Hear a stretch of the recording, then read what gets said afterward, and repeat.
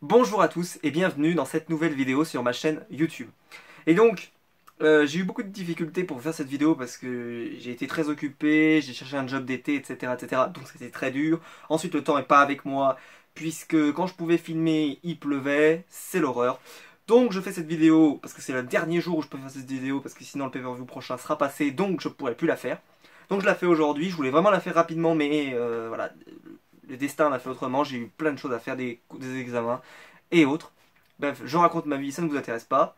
L'important c'est de faire la vidéo donc sur le dernier pay-per-view de catch de la WWE qui était Backlash. Un pay-per-view que j'attendais beaucoup, surtout après la merde absolue qu'on avait eue la dernière fois.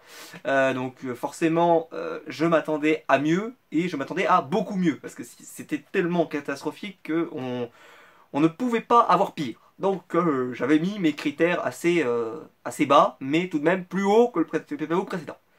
Et donc on va se retrouver tout de suite après le générique pour parler de ce pay-per-view.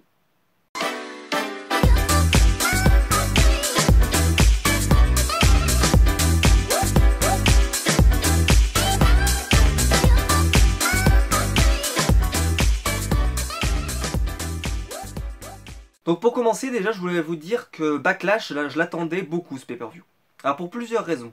La raison numéro 1, c'est que la carte me plaisait relativement.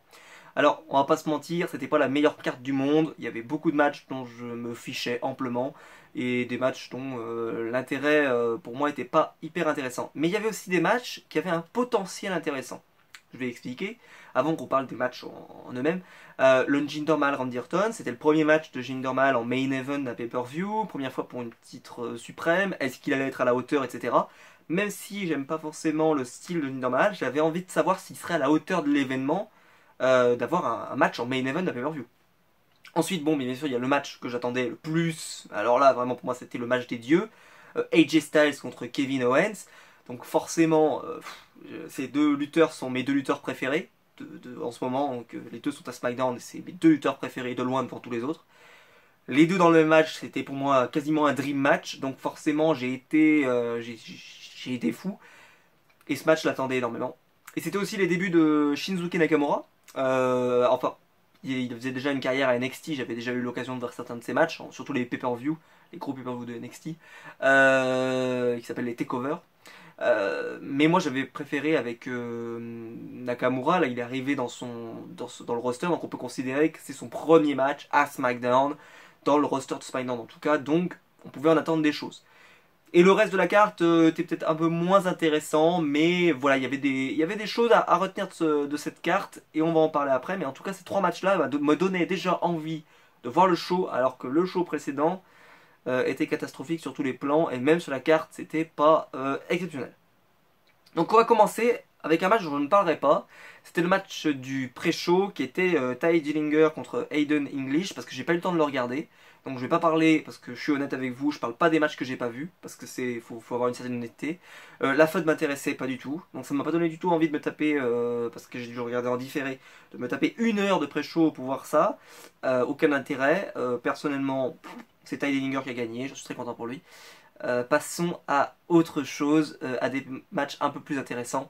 Peut-être que Tye Dillinger est appelé à faire une carrière très intéressante, mais pour l'instant, là, ce match-là n'avait aucun intérêt et je pense que voilà, je n'ai rien raté. Enfin, si jamais j'ai raté quelque chose, dites-le moi en commentaire, mais je pense que non. Donc après on commence par le premier match, Shinsuke Nakamura contre Dolph Ziggler. Donc déjà, moi j'ai une critique de base, c'est pourquoi Shinsuke Nakamura ne rentre plus avec son violoniste. Je trouvais que ça a donné à son entrée quelque chose d'encore plus génial. Déjà qu'elle est belle, hein, et qu'elle est super, la musique, etc. Mais là, bah, moi je me suis dit, hein, c'est comme s'il n'y avait pas le dong dans l'entrée de l'Undertaker. Ça casserait un peu le mythe. Bah non. Shinsuke Nakamura, il faudrait qu'il y ait ce violoniste, surtout pour les grands matchs, les matchs de pay-per-view, etc. Parce qu'au show de SmackDown, on peut comprendre, il ne faut peut-être pas payer quelqu'un pour venir à toutes les semaines pour faire ça, mais là, à un match de pay-per-view, son premier match officiel à SmackDown, il n'y a pas son violoniste. Voilà. Peut-être qu'il y en a qui ça absolument mais rien à faire, et moi c'est le genre de détail. J'aime bien quand les entrées elles sont un peu cérémoniales, quand on pense aux entrées de l'Undertaker, l'entrée de Triple H, l'entrée de Chris Jericho anciennement avec les lumières, etc. Quand tu as une entrée qui est forte, qui est intéressante, il faut la maintenir, il faut faire en sorte que les gens, bah, voilà, ça les marque, etc. Je trouve pas qu'il y ait particulièrement d'efforts de fait, c'est mon avis, ça n'engage que moi. Mais je trouve qu'il n'y a pas assez d'efforts sur l'entrée de Nakamura, alors que il pourrait, parce que moi j'ai vu les shows de NXT, les takeovers, il y avait le violoniste, etc. Il y avait vraiment un effet vouloir montrer l'entrée de Nakamura. Quand on voit par l'entrée de Bobby Roode à NXT, quand il arrive avec son thème glorieux, c'est quand même énorme. Là, on arrive, Shinsuke Nakamura, il arrive, euh, elle est magnifique, mais maintenant elle est devenue un peu banale. Alors que quand il y avait son violoniste, je trouvais que ça rajoutait quelque chose, un cachet, enfin, voilà, c'est du détail, mais moi, pour moi, c'est important. Ensuite, on va parler du match. Donc, déjà, voilà, moi je fais pas partie des gens qui détestent Dolph Ziggler, qui critiqueront n'importe quoi de ce qu'il fait, etc. Moi je trouve que c'est un bon lutteur, qui est pas exceptionnel, qui n'est pas le meilleur lutteur de son temps, mais qui est qui est un bon lutteur, qui fait bien son taf. Euh, il fait parfois quelques petits botches, etc. Et il en rajoute un tout petit peu. Mais franchement, il y a tellement des lutteurs dans lesquels, franchement, quand on les regarde, on se dit qu'est-ce que c'est que cette horreur. Quand je regarde des matchs de Ziggler, c'est rare que je m'ennuie. Donc c'est déjà plutôt bien. Mais là, face à Nakamura, j'ai trouvé qu'il n'y avait aucune alchimie. Rien. Mais alors, zéro. C'était d'une lenteur abyssale. J'ai vu le temps passer. Et quand on voit le temps passer dans un match, je vous le dis tout de suite, c'est hyper mauvais signe. C'est très mauvais signe. On en reviendra quand on parlera d'un match suivant, où ça s'est pas produit justement. Là, quand vous sentez le match, vous voyez les secondes qui passent. C'est limite vous voyez votre réveil qui fait... avec l'aiguille qui passe de seconde en seconde. Là, c'était pareil. Là, j'ai vu les secondes. Je me suis dit, quand est-ce qu'ils vont arrêter cette horreur qu'ils sont en train de nous faire? Parce que, enfin, c'était, mais... Alors, bon, Nakamura, je sais qu'il est d'un très grand talent. Mais moi, personnellement, eh ben, je suis dubitatif sur, en tout cas, ce match-là. Après, on sait très bien, c'est un premier match, etc. Mais pour un premier match, je pensais qu'il allait quand même en montrer un peu plus, etc. Je trouvais que le match était lent. Je trouvais que les deux... C'est vrai que ça matche pas du tout, hein. Enfin, faut être honnête, ça matche pas du tout. Les deux, bah, ils discutent. Enfin voilà, il y a quelques petits affrontements, quelques petits trucs. La rivalité était pas ouf. C'était, c'était quand même assez moyen hein, sur la totalité, sur l'ensemble de ce qu'on a vu, c'était quand même assez moyen. Et moi qui suis un gros fan vraiment du style qui va vite, qui propose des choses avec du rythme, etc. Ben, j'étais très déçu parce que moi je peux aimer n'importe quel type de lutteur si ça va vite, s'il y a du rythme, si c'est pas ennuyant. Et là c'était assez ennuyant. Alors les gens vont me dire que je suis assez dur parce que Nakamura est un dieu et je vous laisserai le mettre dans les commentaires si jamais vous voulez me pourrir parce que je n'ai pas aimé ce match. Mais ça ne veut pas dire que Shinsuke Nakamura est nul, que Dolph Ziggler est nul, ça n'a rien à voir. C'est le contenu de ce match. Je l'ai trouvé assez faiblard. Peut-être contre un autre adversaire, Nakamura pourra montrer un peu plus sa palette de mouvements, de techniques, etc. Mais là, c'était faiblard. C'était faiblard. On aurait vu ça avec un autre lutteur, je peux vous dire qu'il se faisait pourrir. Hein. Là, c'est Nakamura, on touche pas, mais bon, faudra pas nous faire des matchs comme ça tout le temps, hein, parce que bah, c'est bien d'avoir une bonne entrée, c'est bien d'avoir tout un mysticisme, etc. Moi, personnellement, j'aime les lutteurs qui sont très bons au micro. Lui, c'est pas le cas. Donc, je peux vous dire que déjà, moi, il a beaucoup de mal à me convaincre et à faire que je vais devenir un fan hardcore de Shinsuke Nakamura. Euh, donc, pour l'instant, ce match-là, j'étais très dubitatif. Victoire de Nakamura, ce qui était évident. Donc, en plus, ça a duré très longtemps pour une victoire qu'on savait déjà que ça allait arriver.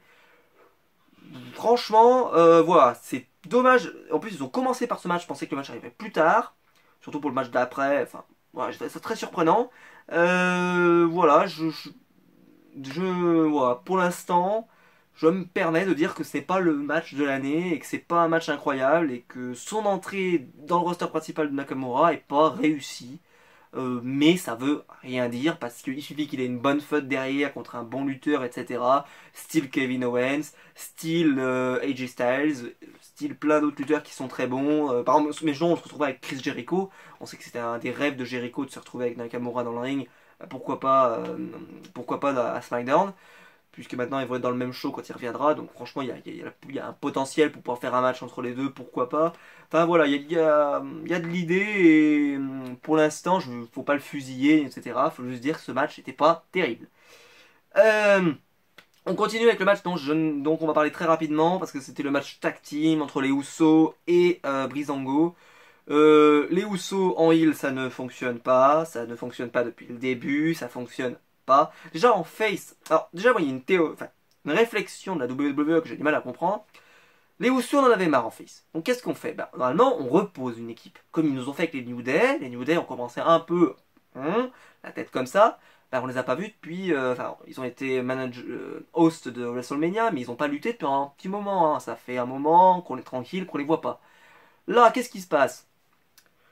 Les Usos, ils étaient en face, on les montrait, on les montrait, on les montrait. Boum, on va pas les cacher, on va les passer on va les passer heel, pardon. On va les passer heel et on va les montrer encore plus. Non, ça passe pas. Donc forcément, moi je fais partie des gens qui estiment que quand une équipe, on l'a beaucoup vue, on repose un peu l'équipe, on la ressort un peu plus tard, ou alors on la fait disparaître, mais peu importe, mais en tout cas, tranquille, mollo pendant quelques jours, pendant quelques mois plutôt. Là, c'était pas le cas. Ça va trop vite, on a trop et c'est pas très intéressant. Et alors Tyler Breeze et Fandango, c'est une bonne équipe, il y a une bonne alchimie entre les deux, c'est une équipe très drôle, le match était très drôle. C'est une équipe que tu prends pas au sérieux, que tu vois pas cette équipe championne, enfin voilà, c'est assez compliqué. Malgré que dans le ring, c'est pas dégueu, c'est juste qu'ils ont une gimmick de merde, mais c'est pas dégueu, c'est pas nul. Fandango, c'est pas exceptionnel, mais il a voilà, il montre un peu de force et puis quand il y va, voilà, du moins il est un peu brutal, c'est assez sympa. Tyler Breeze, bon voilà, c'est le clown, etc. Mais c'est pas non plus dégueulasse à voir. On a vu des lutteurs bien pires. Donc le match était pas ouf. Et puis voilà, c'était. Le match était pas. Enfin non, il n'a pas duré trop longtemps. C'était un match correct. C'était un match correct. Mais après le match premier, c'est vrai que moi j'étais assez déçu. Je vous cache pas, Nakamura, j'attendais beaucoup. Là, j'arrive, je tombe là-dessus, je me dis, bon, le match est pas nul, est pas minable, mais c'est pas exceptionnel. Donc, quand vous voyez le pay-per-view qui commence comme ça, doucement, on se dit, faut peut-être que ça accélère, parce que sinon vous allez nous faire un pay-per-view précédent, voilà, attention, parce que celui-là, on ne peut plus le revoir. Donc qu'est-ce qui se passe? Donc les Usos ont conservé leur titre, comme je l'ai dit, c'est difficile de donner le titre à Breezango parce que l'équipe est pas au niveau. Et puis aussi, je pense qu'il y a une réalité, c'est que la WWE aime bien mettre des faces contre des heels, et on sait que les New Day vont revenir et qu'il serait peut-être bien qu'on ait une équipe heel en tant que championne par équipe, comme ça les New Day pourront les battre. Je pense que c'est l'idée en tout cas. J'ai aucune preuve de ce que je vous dis, mais en tout cas c'est ce que je pense. Et donc on continue avec le match qui a enfin lancé la soirée, vraiment, parce qu'après j'ai vraiment plein de choses à dire, et des matchs ont été assez intéressants, et il y a eu des choses parce que j'ai beaucoup de choses à dire. Sur le match précédent, j'avais pas grand chose. C'est le Sami Zayn Baron Corbin. Alors, comme je l'ai dit, je fais partie des gens qui ne sont pas des gros fans de Baron Corbin, mais qui savent apprécier quand il y a un bon match. Parce qu'il a la capacité, contre un bon adversaire, de faire des bonnes choses. Et Sami Zayn fait partie des lutteurs que j'apprécie beaucoup, que je trouve assez bon. Je trouve qu'il a une gimmick qui est pas facile parce qu'il n'y a pas grand chose dans sa gimmick, on peut pas construire grand chose. C'est vraiment un outsider, c'est sans faire injure à quelqu'un, c'est un Daniel Bryan, mais Daniel Bryan sans la popularité qu'il avait, sans le palmarès, etc. Donc il y a encore du boulot sur Sami Zayn, mais je trouve qu'il y a vraiment un potentiel chez ce garçon. En tout cas, moi j'aime beaucoup. Je sais que c'est pas tout le monde chez tout le monde, mais moi je l'aime beaucoup et c'est vrai que le voir un peu plus haut me dérangerait pas du tout. Je trouve que c'est un bon lutteur et il mérite des choses. Donc on a le match contre Baron Corbin. Alors, ce match-là, je l'attendais pas mal.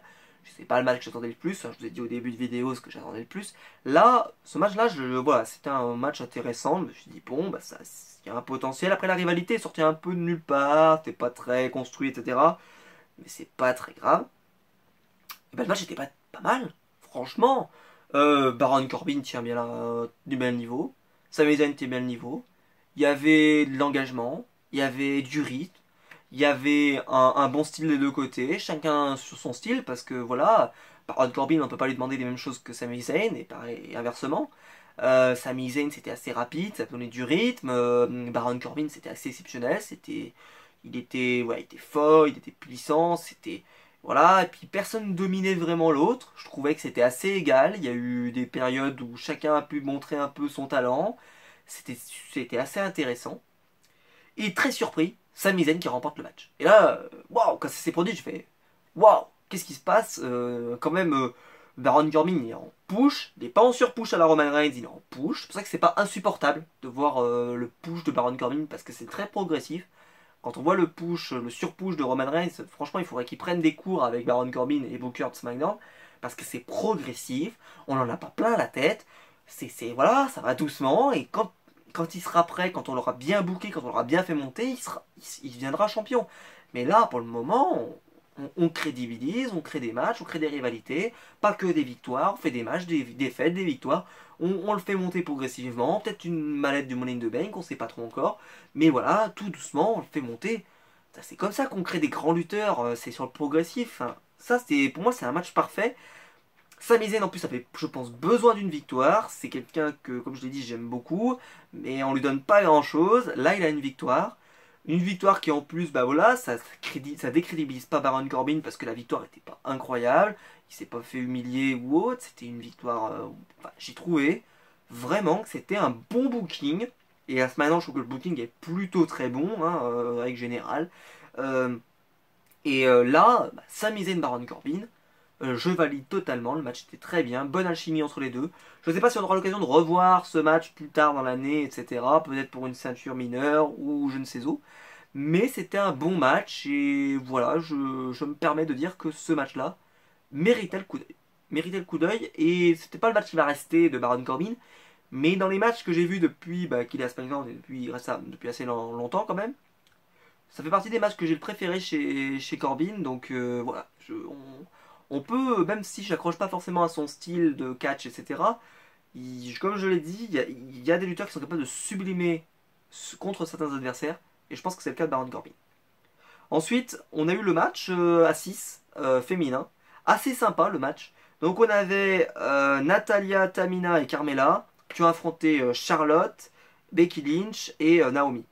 Alors, bon, défaite de l'équipe Charlotte, je pense que c'est aussi pour faire retomber un peu Charlotte parce que si elle était arrivée à SmackDown au même niveau qu'elle était à Raw, elle aurait tout de suite eu un title shot et tout de suite elle aurait gagné la ceinture. Elle est au-dessus, clairement. Clairement, elle est au-dessus de toutes les lutteuses qu'il y a à SmackDown, faut pas se mentir.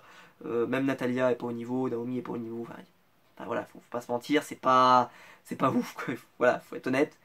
Et le match était pas mal. C'est passé crème. Je trouvais qu'il y avait 6 lutteuses, elles ont fait leur taf. Pas mal de lutteuses ont pu avoir quand même un bon spot. Je dirais plus Natalia, quand même. Natalia a eu un spot assez intéressant. Et je dirais que ce match est symptomatique du dépush progressif de Becky Lynch, puisque c'est elle qui subit le tombé, si je me souviens bien. Elle a quand même perdu hein, depuis que Charlotte est arrivée. Je trouve qu'elle c'est en descente énorme. Je sais pas depuis combien de temps ça va durer. On sait que la WWE a un problème avec son accent, voilà, que la compagnie trouve qu'il est trop prononcé, etc. Bon, ça peut s'entendre, mais bon, pour moi c'est du détail, mais pour eux, voilà. Et un push un peu plus important de Natalia, qui va peut-être aller chercher, peut-être pourquoi pas la ceinture, on sait pas. Hein. Pour le moment, il n'y a aucune info là-dessus. Même si peut-être, hein, pour l'instant, en plus avec les émissions Total Diva, on sait très bien qu'il peut y avoir des bookings un peu spéciaux. Euh, en tout cas, Charlotte, on n'a pas trop vu, elle n'a pas trop vampirisé le match, parce que c'est ce que j'avais peur. Non, elle a fait un match qu'il fallait, etc. Bon, il y a eu une défaite, mais elle n'en prend pas la responsabilité puisque c'est Becky Lynch qui perd. Naomi, bah, elle n'en prend pas la responsabilité puisque c'est Becky Lynch qui perd. Donc c'est Becky Lynch qui a tout ramassé. Je suis assez inquiet pour elle, hein, je vais pas mentir, hein, je vais pas faire non, machin, machin, non, c'est avec Becky Lynch, sur la durée, qu'est-ce qui va se passer pour elle? Un... Est-ce qu'elle va avoir d'autres opportunités plus tard? Est-ce qu'elle va être un peu mise au rebut? Je pense qu'elle va passer quelques mois peut-être un petit peu plus difficiles ces prochains mois. L'avenir nous le dira, parce que je suis en train de crier au loup alors qu'il n'y a pas de raison, on va me dire machin. Mais quand même, je pense que c'est peut-être un signe d'un déclin. On vérifiera sur la durée, mais voilà. Parce que avant il y avait un déclin, mais il était peut-être pas aussi prononcé. Là, je l'ai vraiment senti. J'ai vraiment senti que Becky Lynch, c'était une jobbeuse de luxe, quoi. Et quand on arrive à se dire ça, ça fait peur. Parce que moi, voilà, je le dis, hein, Natalia, bah, aujourd'hui, elle est plus pushée. Carmella est plus pushée. Bah, Charlotte, bon, elle est en stand-by, mais finira par être plus pushée. Et bah, Naomi, voilà, elle est au sommet, donc il n'y a pas de problème.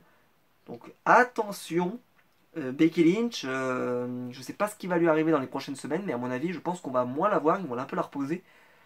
Parce que, bah, malheureusement, je pense que le booking va pas lui servir et qu'elle va être un peu oubliée. Et ensuite, on arrive au match pour le titre des États-Unis. Kevin Dieu Owens contre AJ Dieu Styles. Que dire? Alors, que dire sur ce match? Déjà, je l'attendais énormément. Pour moi, c'était le match que j'attendais le plus, que j'avais envie de voir. Un des matchs qui pouvait potentiellement faire un match de l'année. Deux lutteurs exceptionnels. Le in-ring, c'est exceptionnel. Au micro, je les adore. Que dire, que dire, que dire? La personnalité, elle est géniale. C'est des lutteurs qui savent se donner à 200% sur un ring. Pour moi, j'étais, mais comme un dingue. J'avais qu'une seule hâte, c'est que ce match arrive. Donc quand il est arrivé sur la carte, j'ai fait oh mon Dieu, ça y est, on va prendre une claque. Et alors, contrairement au match avec Nakamura que j'ai présenté précédemment, bah, ce match, tu le vois pas passer. C'est du, ah là là, c'est du café, le café crème, un petit cappuccino les enfants. Qu'est-ce que c'était bien! Mais on va pas se mentir, les matchs comme ça, il n'y en a pas non plus 150. Il n'y a pas 300 matchs comme ça où t'arrives, tu prends ton pied, le match il est bien, le match il est intéressant, il n'y a pas... il y a eu quelques botches, mais pas exceptionnels. C'est surtout à cause des problèmes de caméra, parce qu'il y a eu beaucoup de problèmes de caméra, je vais y revenir. Euh, Franchement, le match était super bon. Euh, il y avait du rythme, on s'est pas ennuyé. Le match a été long, hein, il a duré, je crois, 20-25 minutes, quelque chose comme ça. Vraiment, le match était exceptionnel. Enfin, j'ai adoré. Pour moi, c'est ce que j'aime voir dans un ring, c'est ce que j'aime voir. Et je sais que certains n'ont pas forcément adoré ce match, ils l'ont trouvé bon. Moi, je l'ai trouvé génial. Je parlerai de la fin parce que la fin m'a beaucoup déçu, mais bon, c'est personnel. Je trouve que il y a eu vraiment un super match. Et on n'a pas beaucoup de matchs où quand je sors, on a la banane. On arrive, on dit le match il est génial, le match il est ouf. Putain, c'était génial. Mais là, si, franchement, faisons pas voilà, on mange pas du caviar tous les jours. Ah bah, là, pour une fois, on avait presque du caviar. Oh, c'est quand même bien, surtout que c'est des pay-per-view. On le sait, d'entre deux, entre WrestleMania SummerSlam, entre SummerSlam Survivor Series, entre Survivor Series Royal Rumble, il y a des trous, des trous d'air. Souvent, il y a des matchs de remplissage, etc. Purée, quand t'as un match de remplissage comme ça, on peut pas dire que c'est un match de remplissage. C'est génial. J'ai l'impression que les gens sont jamais contents, mais quand t'as ça, waouh quoi. Moi j'ai adoré la prise de Kevin Owens quand il porte sa powerbomb sur le tablier, ça reste une prise hyper dangereuse. Quand il la porte, franchement ça fait de l'effet. AJ Styles, il a fait son rôle, il a été bon, il a été super bon, il a donné du rythme. Parce que Kevin Owens donne du rythme, et les deux ont donné du rythme. Enfin, franchement, mais ce match-là, il faut le montrer dans les cours d'école de catch, il faut le montrer. Enfin, la rivalité était, je pense, pas assez construite pour que vraiment ça devienne un match qui va rester. Parce qu'on n'a pas assez creusé, puisque bah, Kevin Owens a dû s'occuper de Jericho, et puis Styles est arrivé un peu comme un cheveu sur la soupe. Enfin, dommage. Après, voilà, donc moi j'aimais les deux. Donc j'avais envie que personne ne perde. Et j'aimais beaucoup la gimmick de Kevin Owens Face of America. Je trouve que c'est une bonne gimmick, que c'est intéressant, mais il faut pas que ça dure plus longtemps que nécessaire. C'est-à-dire que à partir du moment où il perdra la ceinture, il faut arrêter. Il faut plus la faire. Mais là, avec la ceinture, ça marche bien. Donc, voilà. Là, pour l'instant, je trouve que c'est une bonne gimmick. C'est une gimmick un peu à la Rousseff, etc. Je trouve que c'est des gimmicks qui fonctionnent très bien sur la durée. C'est souvent des gimmicks qui portent leurs fruits. Donc on a Kevin Owens qui a conservé sa ceinture par décompte extérieur. Et c'est là qu'on va y revenir, c'est que la fin du match a été gâchée. Et il y en a qui ont dit qu'elle a été gâchée par Styles. Et c'est faux, car Styles en fait a fait ce qu'on lui demandait. Mais alors là, le génie du caméraman qui a littéralement filmé là le pied de Styles. C'est simple, il se décalait de 5 cm. On prenait Styles allongé sur la table des commentateurs, un peu groggy. Ça suffisait. Pourquoi nous montrer le pied? Ça a caché, ça a gâché, pardon, ça a gâché l'intégralité du suspense parce qu'on a vu Styles s'entourer la jambe avec le fil. On l'a vu. Mais qu'est-ce qu'il a eu comme idée, ce caméraman, de filmer le pied? Il a filmé la seule zone qu'il fallait pas filmer. C'est qu'en plus, il s'est posé avec sa caméra. On a vraiment l'impression qu'il était fier de lui. Je vais vous montrer. Allez, on va vous montrer le pied du gars. Il est en train de se le coincer. Attention, dans 3, 2, 1. Et il est coincé. Ouais, bravo, je vous ai montré ça. Purée, mais ça gâche tout. C'est incroyable. Ce caméraman, je pense qu'il a gâché le match. Je le dis, voilà, je le maintiens. Je critique pas les caméramans d'habitude, mais alors là, ça a gâché la fin du match. Quel dommage. Parce que là, on l'aurait pas vu. On aurait vu AJ Styles complètement groggy, machin. Il s'entourait la jambe. Et là, comme s'il voulait repartir vers le combat. Et là, il peut plus bouger, etc. Et là, tu montes son pied. Et là, la foule qui hurle, etc. Enfin, on aurait pu faire quelque chose. Quel dommage. Voilà. Quel dommage de gâcher la fin à cause d'un plan de caméra. Donc Kevin Owens reste champion. Victoire donc qui ne dessert pas Styles, qui ne dessert pas Kevin Owens. Je pense que Kevin Owens avait besoin d'une victoire parce que quand même, après la période Jericho, là où il y a eu quand même une petite baisse de sa notoriété, je pense qu'il en avait besoin. Je sais pas si c'était la meilleure façon de le faire gagner, mais en tout cas c'était bien parce que ça n'a pas fait perdre Styles d'une manière trop honteuse, etc. Ça a été une bonne porte de sortie. Moi qui aimais les deux, de toute façon je savais pas qui allait gagner parce que j'aimais tellement les deux. Mais vraiment je les aimais tellement que j'avais qu'une seule envie, c'est que le match se passe bien et qu'on les laisse se battre pendant 10, 15, 20, 30 minutes. Voilà, c'est du plaisir, donc laissez-les se battre. Et donc voilà, donc Kevin Owens reste champion, on sait pas encore qui c'est qui va être sur sa route, etc. Est-ce que AJ Styles va revenir au combat, etc. Puisque bah, il y a le Money in the Bank qui rentre en jeu le prochain pay-per-view, donc est-ce que Kevin Owens remettra sa ceinture en jeu, on sait même pas. Peut-être qu'il va être dans le Money in the Bank, etc. On va voir. Mais en tout cas, je trouve qu'il y a vraiment un potentiel dans cette rivalité qui n'a pas été exploré plus que ça. Peut-être que c'était aussi un match un peu bouche-trou pour que Styles soit pas sur la ceinture pendant que Jinder Mahal y est. Et peut-être que Styles va retourner vers la ceinture pour affronter en tant que face Jinder Mahal. On sait pas encore, on attend, voilà, pour le moment je réserve mon choix. Et donc, voilà, donc je le dis, le match était excellent. Dommage pour la fin, mais le match était excellent. Et voilà, ne boudons pas notre plaisir, franchement. On n'a pas souvent des matchs comme ça. Il était génial. Et ensuite, on a eu le match qui est un peu. Bah, moi, je me souviens même plus qui était sur la carte, pour être très honnête. Et là, il sort, il fait. Ah, mais il y avait ça aussi. Ah, oui, c'est vrai. C'était Luke Harper contre Eric Owen. Donc, match qui était. Franchement, quand tu passes après ça, c'est hyper dur. C'est hyper dur parce que c'est la position, bah, pour ceux qui se souviennent, hein, des matchs de féminin à l'époque, où c'est un match un peu bouche-trou, les gens vont boire un coup, ils vont aux toilettes, etc.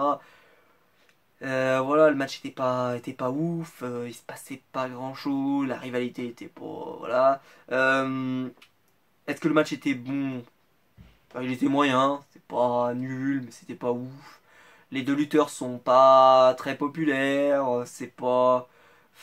Il y avait côté un peu ancienne Wyatt Family, mais sans Wyatt, donc est-ce que ce match a une raison d'être? On sait pas. On ressort des vieux dossiers pour occuper Luke Harper pendant que bah il se passe rien. Eric Rowan, qu'est-ce qui se passe? Enfin, c'était un match, on sentait que c'était pour occuper les deux, mais que va devenir Eric Rowan? Que va devenir Luke Harper? Je pose la question. Je trouve que ce match sert pas à grand chose et a servi à personne. Et je pense qu'il servira à. Bon, Luke Harper a gagné, bravo à lui, mais je m'attendais à que Luke Harper gagne de toute façon, donc il n'y a pas. Y a pas de souci. Voilà, donc c'est un peu dommage parce que je pense que ce match aurait été mis peut-être avant le match avec Kevin Owens, ou on aurait inversé avec le match féminin, je sais pas. Enfin, il y a peut-être moyen de le booker autrement parce que là, ça n'a pas été du rendre service parce que ce match est passé un peu comme une lettre à la poste et je suis pas sûr qu'il ait servi à grand chose pour Luke Harper. Ça va l'occuper, c'est bien, ça lui donne un match pour un pay-per-view, tant mieux, mais bon, voilà, je suis pas sûr qu'il en tire grand chose. Et on arrive au match qui probablement fait polémique. C'est le Jinder Mahal contre Randy Orton pour le titre de WWE Champion. Et alors là, qu'est-ce qui s'est passé? Jinder Mahal remporte la ceinture, les enfants. Quelle horreur! Moi, j'étais sûr, mais alors quasiment à 90% que Jinder Mahal allait gagner. Et ce qui me faisait douter, c'est les rumeurs qui disaient que Randy Orton avait obtenu des garanties d'avoir une ceinture pendant longtemps, longtemps, longtemps, longtemps. Cette rumeur m'a perturbé. Et donc, ça m'a donné envie de voir le match. Alors, tout le long, moi, je savais que Jinder Mahal allait gagner. Hein, vraiment. Et bah, je me suis dit, Randy Orton, ça fait quand même beaucoup. Et c'est ça qui m'a fait douter, c'est que bah, Randy Orton, il perd contre Bray Wyatt. Il y a 2 semaines. 3 semaines ou 2 semaines, je ne sais plus. Et là, bah, il repère. Ça fait 2 défaites, coup sur coup. Et je me suis dit, ça fait quand même beaucoup. Et pourtant, ils l'ont fait. Ce qui prouve que Randy Orton n'est pas l'homme assoiffé de gloire qu'on présente souvent, etc. Peut-être qu'il va se convertir un petit peu à la carrière un peu à la Jericho, c'est-à-dire on accumule des ceintures, on accumule des titres, mais en même temps on fait profiter de son aura et de son expérience à des jeunes lutteurs et à des lutteurs qui ont besoin d'être poussés, qui ont besoin d'être montrés au public. Et c'est un peu ce cas avec Jinder Mahal. Après on va pas se mentir, hein. Le match était pas ouf. Jinder Mahal j'accroche pas. Je trouve que in-ring c'est pas exceptionnel. Et bah Randy c'est bon, hein, mais moi j'aime bien Randy Orton, mais les deux ensemble, ça matche pas des masses. Je trouve pas qu'il y ait une bonne alchimie entre les deux. Ça n'a pas très bien marché. Et Victor Jinder Mahal, qui m'a pas surpris, qui arrive un peu comme un cheveu sur la soupe, avec une victoire un peu comme ça, boum, allez hop, victoire. Voilà, le match n'a pas duré exceptionnellement longtemps, mais pas non plus été trop court. C'était un bon match. Mais voilà, ça fera pas le match Kevin Owens AJ Styles, hein. Le main event, il était avant. Ça, c'était un match moyen. C'était un match moyen. Et bon, Jinder Mahal, on le sait, c'est pour des objectifs économiques qu'il a été champion, on le sait tous. Le marché en Inde est exceptionnel. Vous avez un marché de consommateurs qui est bien plus grand voilà, que beaucoup de pays. Et pour eux, bah, si on a un champion indien, il va y avoir des live events en Inde dans pas longtemps. Eh ben, c'est toujours utile. D'ailleurs, je crois, je ne me souviens plus, mais je crois qu'il y a une équipe de commentateurs indiens maintenant qui est à WWE où ça va arriver. Je ne sais plus si ça s'est déjà produit, mais je l'ai vu que c'était dans les tuyaux. Donc forcément, on va en bouffer de l'indien. Je peux vous dire, on va en bouffer parce que c'est des règles économiques. Et d'ailleurs, à ce qui paraît, Sami Zayn pourrait en profiter parce que Sami Zayn est canadien, mais en fait, il a des origines du Moyen-Orient. Et ils veulent montrer le Moyen-Orient, etc. Donc peut-être que Sami Zayn va profiter de ça. Pourquoi pas, hein, pourquoi pas. Moi, j'ai pas de souci avec ça, hein, mais parce que qu'on mette des gens en avant par rapport à un marché, ça me dérange pas. On a eu des Rey Mysterio, et quand Rey Mysterio, on allait au Mexique, et ben tout de suite, ou proche du Mexique, tout de suite, Rey Mysterio, il avait des gros matchs à SmackDown, etc. On le montrait, ou Alberto Del Rio à l'époque, ou autre. Aujourd'hui, il n'y a plus trop de lutteurs mexicains, à part Sin Cara et Kalisto, mais qui sont à un niveau inférieur, on va pas se mentir. Et donc forcément, bah, ça pose question on essaie de mettre des communautés en avant. Moi j'aimerais bien qu'il y ait un Français qui soit mis en avant dans un des shows, donc je vais pas mentir, je trouverais que ça me ferait plaisir et je le soutiendrais probablement. Donc là c'est un Indien, donc on peut pas critiquer l'idée de mettre quelqu'un d'une communauté sur laquelle on investit pour pouvoir développer le network en Inde. La logique elle est normale. Après, la question qui va se poser, c'est combien de temps? Parce que Jinder Mahal n'a pas le niveau aujourd'hui pour rester champion des mois et des mois. Je pense que là, il y a comme je l'ai dit, il y a une campagne qui va se produire en Inde. Il est possible que Jinder Mahal reste champion jusqu'à SummerSlam. Et encore. Donc ça fait 2 mois. Donc on peut manger son pain noir pendant 2 mois, c'est pas incroyable. Pour un marché, etc., pour vraiment mettre en avant. Après, il peut très bien descendre d'un niveau et affronter, pourquoi pas la Face of America, Kevin Owens. Il y a moyen que Jinder Mahal, on ait la possibilité de le pusher titre suprême et ensuite de le pusher un titre un peu inférieur. Ah, ça ferait heel contre heel. C'est pas forcément le mieux pour la WWE parce qu'elle aime pas faire ça, mais ça pourrait être intéressant avec le côté Amérique, Amérique, Amérique et le côté Inde. Ça pourrait être sympa. Et donc voilà, donc Jinder Mahal est notre nouveau champion. Pour l'instant, son règne est pas folichon, hein, on va pas se mentir, c'est pas exceptionnel, mais c'est pas catastrophique, donc j'attends. J'attends de voir. Faut pas critiquer tout de suite, faut rester calme.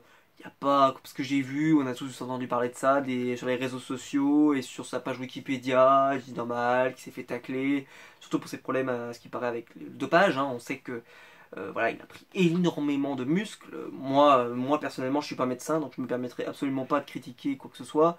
Mais c'est vrai qu'il a des veines, des moments purée. Thibaut InShape, s'il me regarde un jour, waouh, la veine sur le bibi, quoi, énorme. Mais c'est une autoroute de la veine qu'il a. C'est incroyable.